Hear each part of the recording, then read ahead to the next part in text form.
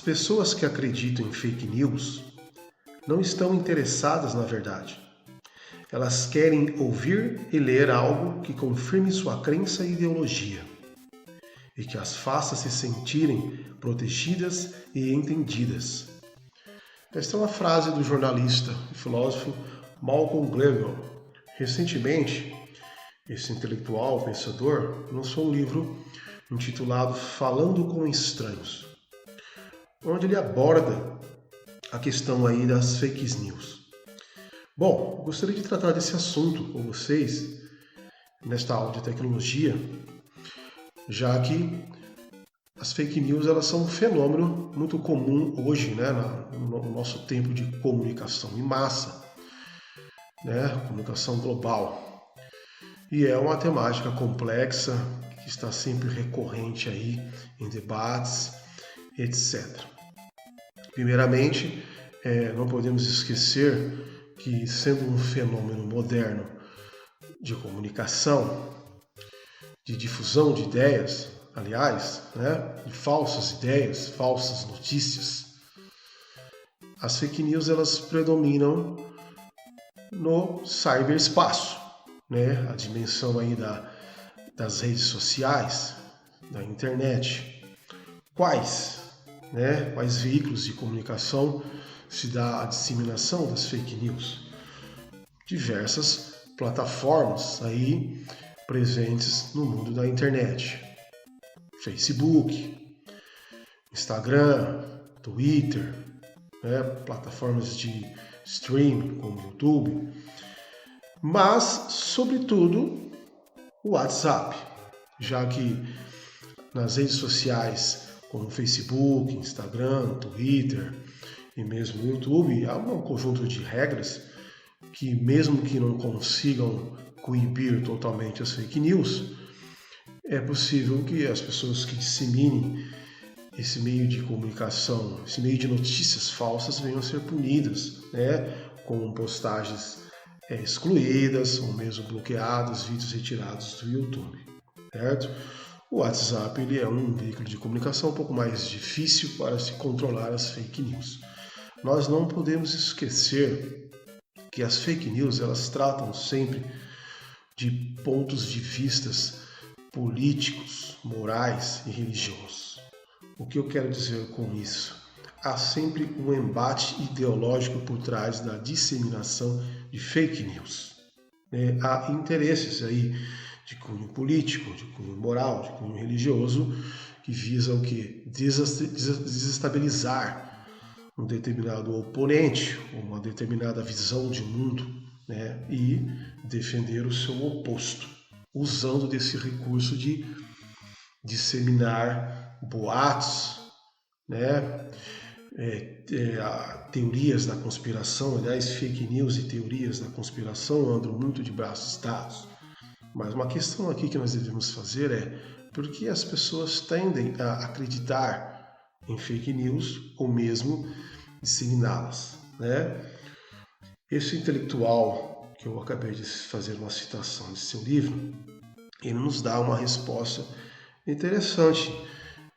Aqui uma citação de uma entrevista, onde ele parte do conceito de pressuposto da verdade, né?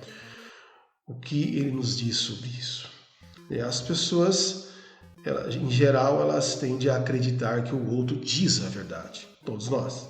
Isso é importante para vivermos em sociedade, é o que nos faz humanos, mas também é algo que nos deixa vulneráveis. Sempre começamos uma relação baseados nesse instinto natural da confiança. Se não fosse assim, não conseguiríamos dar início à civilização, à família ou nos comunicarmos, né? Comunicarmos, ou seja, comunicação em redes sociais, onde se dá a disseminação de fake news. Ok? Então, assim, há um pressuposto de que nós confiamos, né, naquilo que nós recebemos em termos de informações. E esse pressuposto de verdade, ele é algo natural, porque o seu contrário tornaria inviável, de certa forma, o próprio processo de comunicação.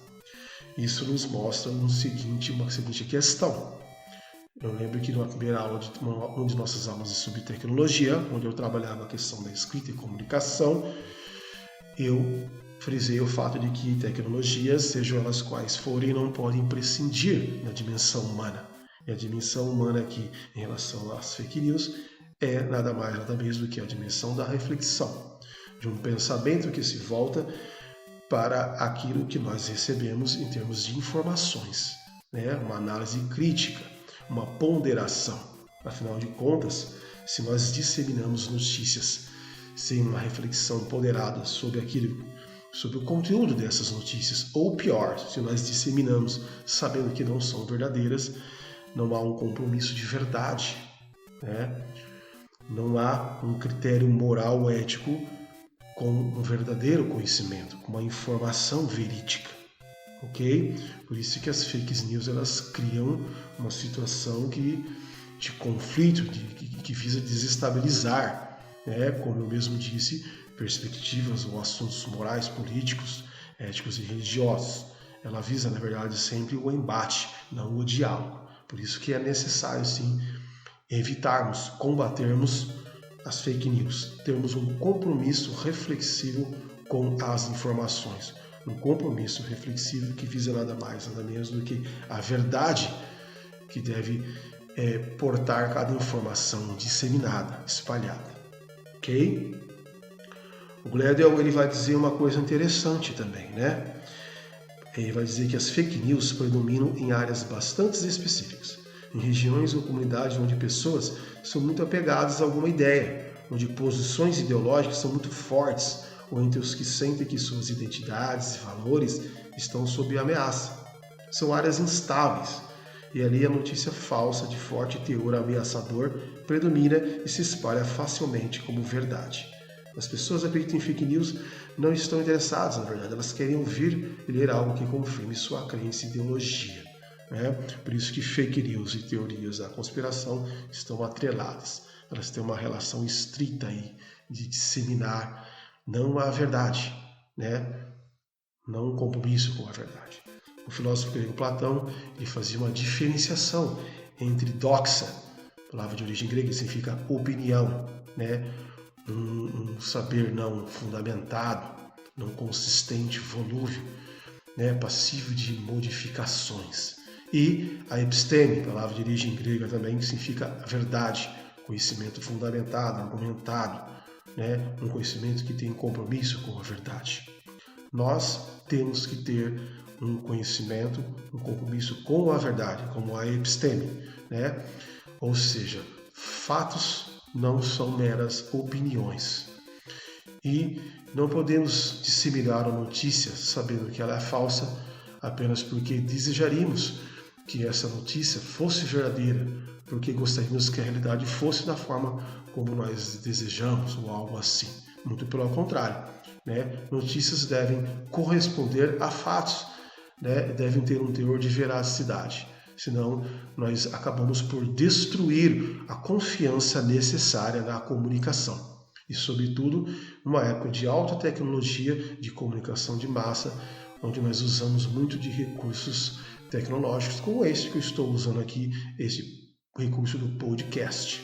Então, não importa qual seja o recurso tecnológico que viabilize a comunicação, seja ele Facebook, Instagram, Twitter, e-mail, YouTube e WhatsApp. Todos esses meios tecnológicos que favorecem uma comunicação